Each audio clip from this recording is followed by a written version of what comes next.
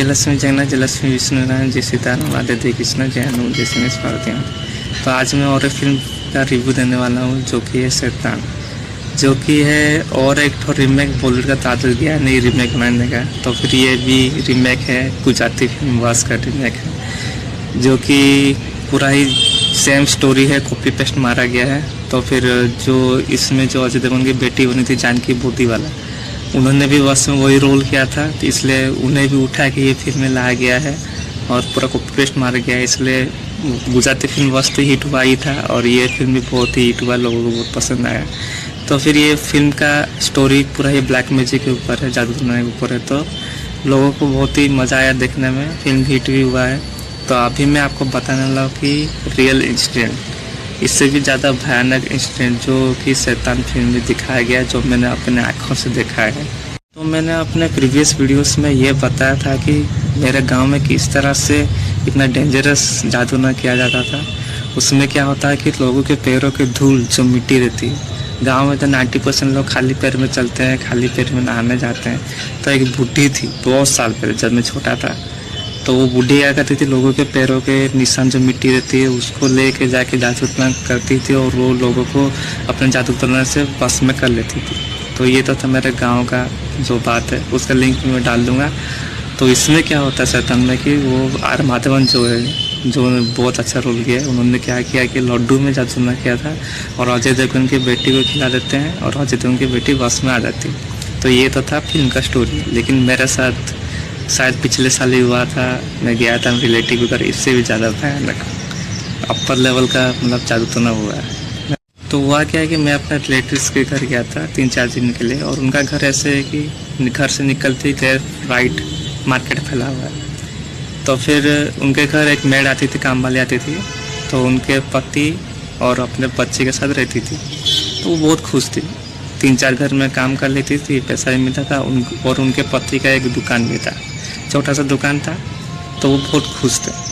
तो एक दिन क्या हुआ कि उसके पति मतलब जो मार्केट में अपना दुकान खोले थे, उसमें से एक मतलब जादू टोना वाला एक दूसरा लड़का आया। मतलब वो भी शायद शादीशुदा था कि नहीं पता नहीं, लेकिन बहुत ही ज़्यादा एज वाला था। तो वो क्या कर रहा था, छोटे बच्चों के ऊपर वो नज़र डालता था और वो उनकी जो काम वाली की बेटी वो भी बहुत छोटी है, मतलब 11 साल की वो। तो फिल्म में क्या दिखाता है कि आर माधवन जो रहते हैं वो दूसरों की बेटियों को बस में करके उनका बलि देना चाहता था और फिर वो अमर होने वाला था। तो इसमें रियल में क्या है, जो जादू टोना करने वाला है, जो लड़कियों को बुरी नजर डाल रहा था, वो अपने मतलब गंदे मकसद के लिए वो लड़कियों पर नजर डाल रहा था। इतना कमीना था, इतना मतलब क्या मतलब इतना गाली देने का मन कर रहा। तो उनकी जो काम वाले की बेटी थी, कभी कभी अपने साथ ले जाती थी दूसरे घर में खेलने के लिए। तो उस दिन वो अपने पिता के साथ चली गई थी दुकान में।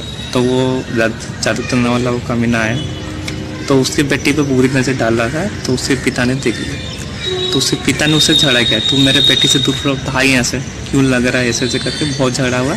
तो सब पूरा मार्केट उठ के देखा, तो मार्केट वाले भी देखे, उसको भगा दिए। तो इसे भगा दिया गया, सब मारपीट के भगा दिए। तो इसने जो जादू टोना वाला व्यक्ति ने सोचा कि मैं बदला लूँगा, इस दुकानदार के वजह से बहुत बेइज्जती हुआ, बहुत मार पड़ी। तो अगले दिन सोच लिया था कि जादू टोना करे। तो जो दुकानदार जो बेटी के पिता जो थे, अगले दिन आके देखते क्या है, उसके दुकान के चारों ओर सरसों के बीज पड़े। आप लोग जानते होंगे सरसों जो रहते हैं, जो किचन में खाने में यूज़ होता है।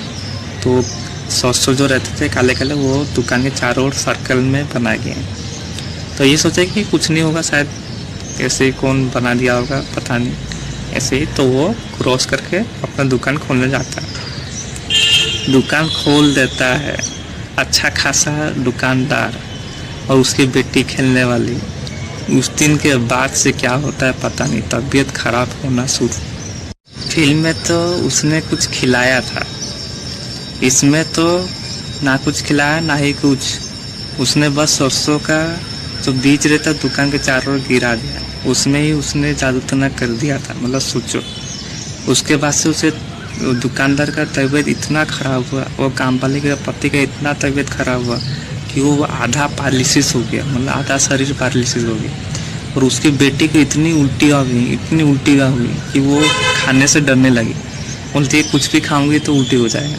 सब डॉक्टर को दिखाया, सबको दिखाया, दोनों का बहुत ट्रीटमेंट हुआ, कुछ हुआ तो डॉक्टर बोलते हैं कि कुछ निकल ही नहीं रहा है, मतलब क्या बीमारी है पकड़ में नहीं आ रही। तो फिर हमारे रिलेटिव्स है, उन्होंने पूछा कि क्या क्या हुआ था बताओ, तो उन्होंने बोला कि ऐसे ऐसे झगड़ा हुआ था, वैसे हुआ था।